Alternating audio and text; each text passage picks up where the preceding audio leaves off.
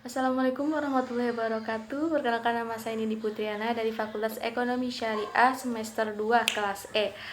Di sini saya membuat video dalam rangka ingin mempresentasikan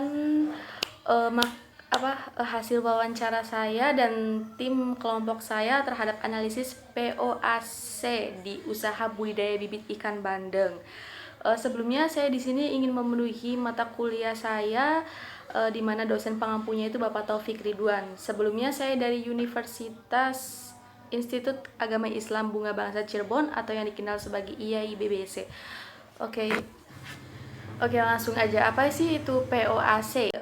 P itu planning, O itu organizing, A itu actualizing, and then C itu controlling.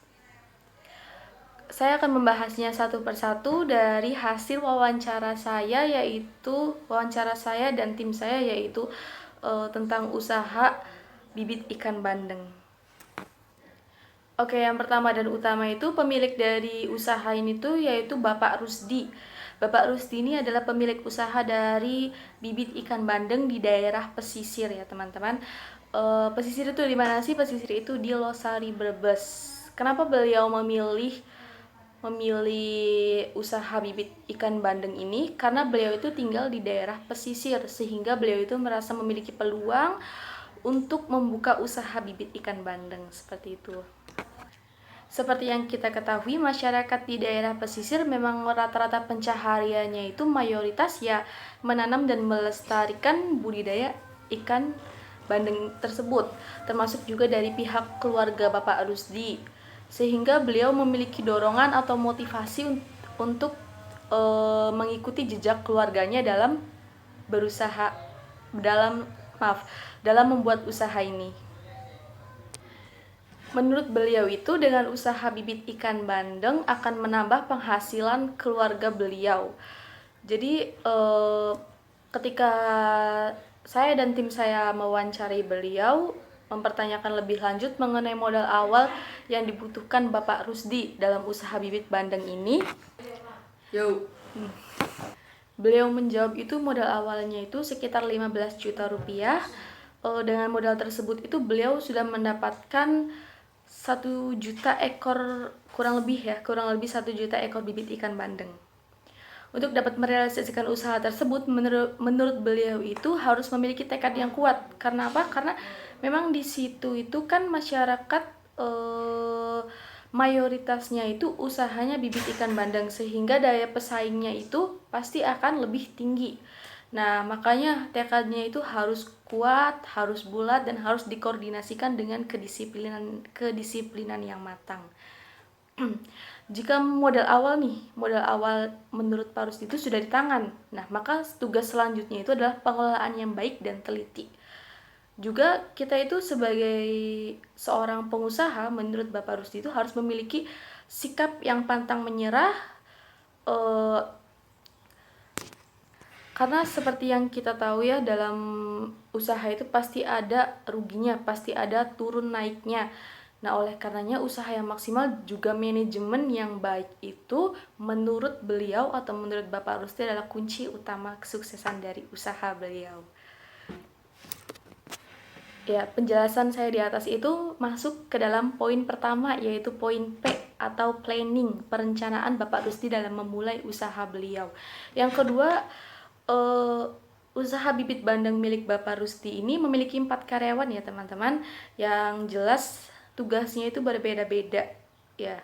Di antaranya itu ada bagian pemeliharaan bibit ikan bandeng, lalu pengecekan keadaan bibit ikan bandeng, kemudian pemberian pakan bibit ikan bandeng, dan yang terakhir itu bagian pengiriman. Jadi ada 4 karyawannya.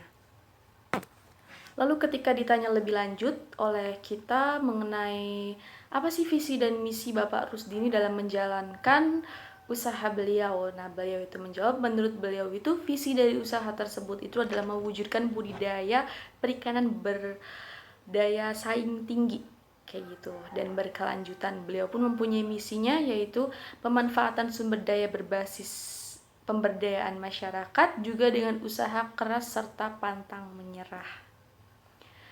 Nah, singkatnya itu ketika ditanya tujuan beliau dalam membangun atau mendirikan usaha ini tidak dipungkiri teman-teman, yaitu untuk menambah penghasilan sehari-hari, membantu mengurangi angka pengangguran.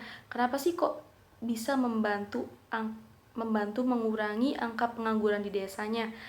Ini sangat jelas ya teman-teman, soalnya di sini Bapak Rusdi juga tidak menjalankan usahanya dengan sendiri atau hanya dengan keluarganya, tetapi juga beliau mengangkat karyawan, walaupun hanya saat ini baru memiliki 4 karyawan.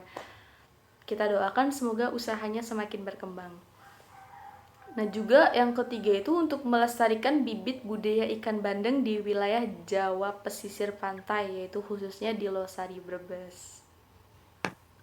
Nah, teman-teman pasti kan dalam bekerja itu pasti ada waktu dalam bekerjanya. Kalau seperti karyawan biasa mungkin jam kerjanya itu bisa 7-8 jam. Nah, ketika kami tanya lebih lanjut mengenai karyawan Bapak Rusdi ini bekerja selama berapa jam, beliau menjawab waktu kerjanya juga dari pagi sampai sore. Jadi terkesan umum seperti biasanya. Tapi ketika ditanya lebih lanjut, beliau juga menerangkan itu semuanya bergantung pada pembelian para pelanggan. Jadi terkadang juga bisa sampai malam karena jika ada jika ada pengiriman dari luar negeri seperti Bali kayak gitu.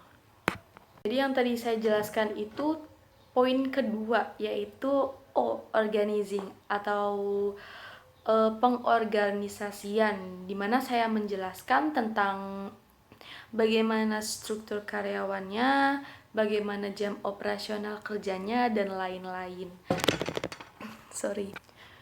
Kemudian dalam pelaksanaan usahanya ini, Bapak Rusdi ini mempunyai beberapa poin penting ya.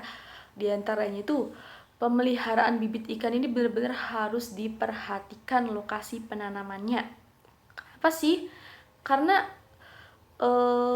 kalau kita tidak memperhatikan lokasi penanamannya, bisa saja bibit ikan bandeng itu tidak akan tumbuh dengan baik, tidak akan berkembang dengan baik seperti itu.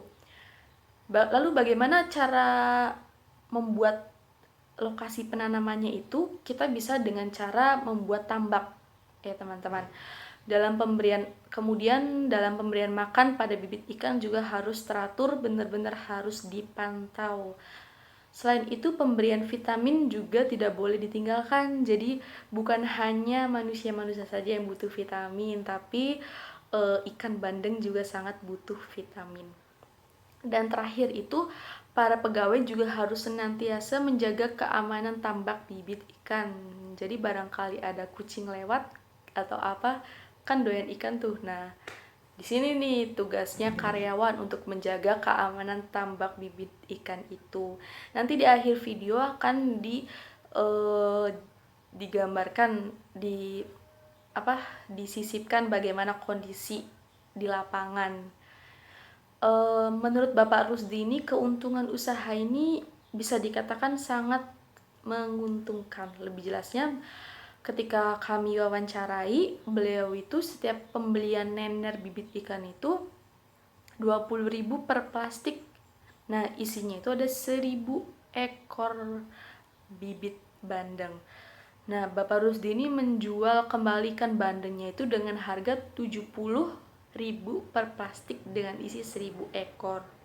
Kalau kita hitung-hitung ya, berarti dalam setiap pembelian satu plastik itu mendapatkan keuntungan sebesar Rp50.000. Kok bisa sih? Karena kenapa bisa untungnya banyak ya? Karena Bapak Rusdi ini membelinya itu saat masih menjadi bibit, saat masih nener bibit ikan ya. Dalam artian kemudian Bapak Rusdi ternak ikannya sampai sudah besar dan kemudian layak untuk dijual, dan juga pasti banyak yang berkembang biak. Nah, dari situlah Bapak Rusdi mendapatkan keuntungannya. Nah, poin yang tadi saya jelaskan itu bagian A atau actualizing. yaitu tentang bagaimana cara pengoperasionalan usaha Bapak Rusdi. Oke, kita lanjut. Nah, ketika kami tanya lebih lanjut itu mengenai pengecekan dan pengontrolan usahanya, menurut Bapak Rusdi itu harus adanya pengawasan bibit dari pagi hingga sore hari. Kenapa? Yang tadi seperti saya sudah jelaskan. Nah, kenapa sih harus dilakukan demikian? Sehingga dapat diketahui bagaimana kondisi bibit ikan bandeng itu, apakah dalam keadaan baik atau layak ataukah tidak. Seperti itu. Kemudian Bapak Rusdi juga tidak lupa untuk melakukan promosi atau iklan dalam mengenalkan produknya ini. Kayak gitu di lebih banyak kalangan. Jadi menurut Bapak Rusdi ini, selain kita harus usaha, kita juga harus memiliki banyak channel, banyak apa ya bahasanya, banyak hubungan. Jadi kita tuh punya banyak rekan dalam bisnis sehingga kita tuh dapat lebih gampang mempromosikan bisnis kita seperti itu. Kemudian dengan tetap menjaga kualitas bibir agar tidak pernah mengecewakan pelanggannya. Itu yang Bapak Rusdi lakukan dalam mengontrol usahanya. Kemudian menurut Bapak Rusdi itu evaluasi kinerja karyawan juga sangat diperlukan. Kenapa? Jika kita melakukan evaluasi setiap minggunya atau setiap bulannya itu, karyawan tetap terdorong untuk bekerja lebih baik lagi dari sebelumnya, tetap berorientasi pada hasil. Karyawan juga harus melaporkan kondisi akhir di lapang itu maksimal itu sore hari. Oke, jika waktu ditanya tentang manajemen keuangannya itu, menurut Bapak Rusdi sebagai seorang pengusaha tentu harus belajar mengatur keuangannya supaya yang didapat itu adalah laba atau keuntungan, bukan rugi kayak gitu. Walaupun kita tahu pasti bakal ada ruginya. Nah, oleh karenanya beliau selalu memisahkan nih antara modal dan juga keuntungan. Ya, salah kayak gini. Dengan begitu, menurut beliau itu usahanya akan semakin berkembang dan tidak jalan di tempat. Karyawannya juga akan turut merasakan kesejahteraan bersama. Nah, itu yang terakhir saya jelaskan itu mengenai controlling atau pengontrolan usaha. Oke teman-teman, jadi itu yang bisa saya jelaskan tentang hasil wawancara saya dan tim saya, yaitu Mbak Ginta, Mbak Indah, dan Mbak Pian dalam usaha bibit ikan bandeng. Semoga teman-teman bisa terinspirasi dan termotivasi dalam melakukan usahanya atau dalam membangun usahanya agar tetap selalu semangat dan pantang menyerah. Sekian dari saya. Oh ya, sebelumnya saya akan tampilkan, sebelum saya menutup video ini, saya akan tampilkan video di lapangnya seperti apa. Oke, sekian dari saya. Wassalamualaikum warahmatullahi wabarakatuh. Dadah.